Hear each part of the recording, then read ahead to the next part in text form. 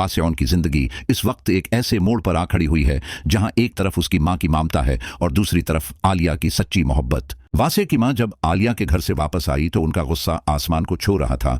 वो उसे अपनी जिंदगी की सबसे बड़ी तौहीन समझ रही थी। घर के सहन में खड़े होकर उन्होंने वासिया को मुखातब किया और कहा कि जिस बेटे को मैंने फूलों की तरह पाला उसने एक ऐसी लड़की के लिए मुझसे झूठ बोला। वासिया के सामने जब वो वीडियो आई जिसमें वो और आलिया समंदर के किनारे एक साथ थे तो उसे महसूस हुआ जैसे किसी ने उसकी पेट में खंजर घोंप दिया हो। वो वीडियो इस शातिर लड़के ने बनाई थी जो अपने यूट्यूब चैनल के लिए सस्ती शहरत हासिल करना चाहता था, मगर उसे नहीं मालूम था कि उसकी ये हरकत 2 जिंदगियां बर्बाद कर देगी। वासिया ने अपनी मां के हाथ पकड़कर गड़गड़ाते हुए कहा कि अम्मी, खुदा के लिए इस वीडियो पर यकीन न करें, मैं वहां सिर्फ आलिया को गुंडों से बचा रहा था। मगर वासिया की मां जो पहले ही लो मीरज के खिलाफ थी, उन्होंने साफ कह दिया कि जो लड़की शादी से पहले गैर मर्दों से मिलती है वो इस घर की दहलीज पार नहीं करेगी। दूसरी तरफ आलिया के घर में उसके वालिद इस्लाम साहब की हालत गैर हो रही थी। उन्हें अपनी इज्जत मट्टी में मिलती दिखाई दे रही थी। फिराज साहिब जो आलिया के ऑफिस में मैनेजर हैं, वो इस सारी सूरत-हाल का खामोशी से फायदा उठा रहे थे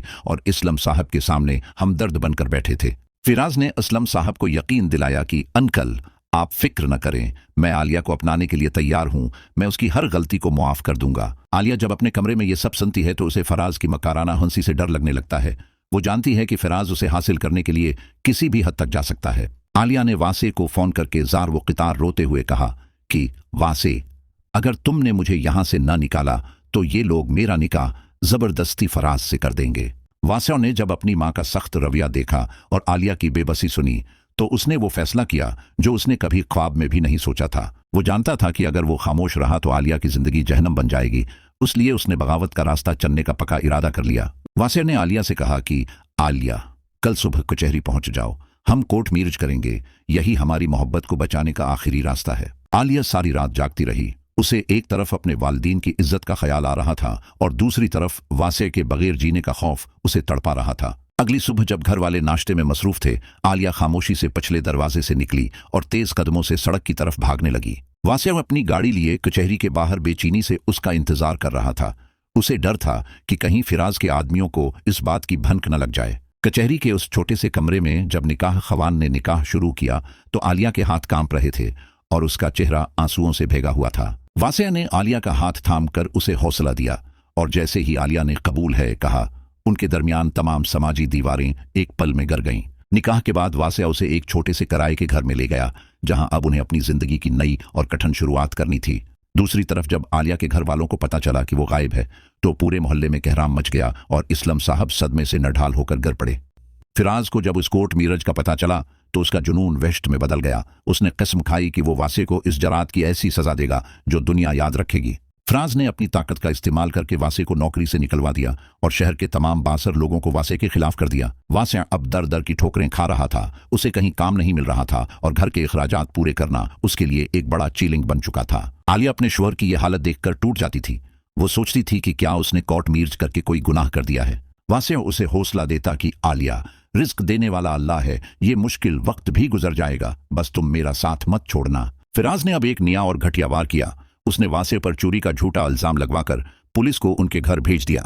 जब पुलिस वासिया को हथकड़ियां लगाकर ले जा रही थी तो आलिया ने पुलिस अफसर के सामने हाथ जोड़े और मनते की कि मेरा शोहर बेगुनाह है। जेल की सुलाखों के पीछे वासिया पर तशद्दुद किया गया ताकि वो आलिया को छोड़ने पर राजी हो जाए, मगर वासिया की मोहब्बत चट्टान की तरह मजबूत थी। आलिया ने हिम्मत नहीं हारी। वो इस वकील के पास पहुंची जिसने उनका निकाह पढ़वाया था और इससे कानूनी मदद की दरख्वास्त की। वकील ने जब फिराज के काले करतूतों की फाइल तैयार की तो फिराज घबरा गया और उसने वासिया को जेल के अंदर ही खत्म करवाने का मंसूबा बनाया। एक रात जेल के अंदर फिराज के भेजे हुए गुंडों ने वासिया पर हमला कर दिया। वासिया शदीद जख्मी हो गया और उसे अस्पताल मुंतकिल करना पड़ा।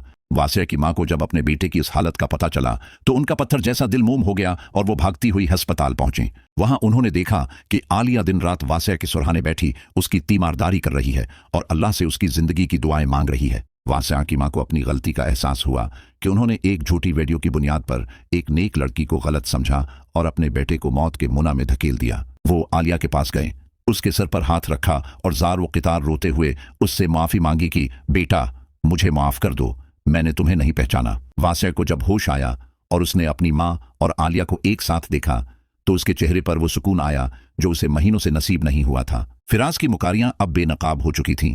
वो वकील जिसने आलिया की मदद की थी उसने अदालत में फिराज के खिलाफ तमाम सबूत पेश कर दिए। अदालत ने फिराज को झूठे इल्जामात लगाने, अगवा की साजिश करने और इक़दाम कत्ल के जुर्म में तवील कैद की सजा सुनाई। फिराज का गुरूर, इसका अहदा और उसकी दौलत उसे कानून के शिकंजे से नहीं बचा सकी और वो सुलाखों के पीछे अपनी अबरत का इंतजार करने लगा। आलिया के वालिद इस्लम साहब भी अस्पताल पहुंचे। उन्होंने वासे को गले लगाया और अपनी बेटी के सिर पर दस्ते शफकत रखा। अब वासे और आलिया अकेले नहीं थे। उनके खानदान की दुआएं और मोहब्बत उनके साथ थी, जिसने उनकी जिंदगी को दोबारा गुलजार बना दिया। ये कहानी हमें ये सबक देती है कि रास्ता कितना ही कठिन क्यों ना हो, अगर नीयत साफ हो और मोहब्बत सच्ची हो तो मंजिल मिलकर ही रहती है। अदालत की वो महर और खानदान की वो माफी वासे और आलिया के सब्र का बेहतरीन सला था, जिसने साबित कर दिया कि सच को कभी जवाल नहीं। शुक्रिया कि आपने उस तवील सफर में हमारा साथ दिया। अगली वीडियो में एक नई और धमाकेदार कहानी के साथ हाजिर होंगे।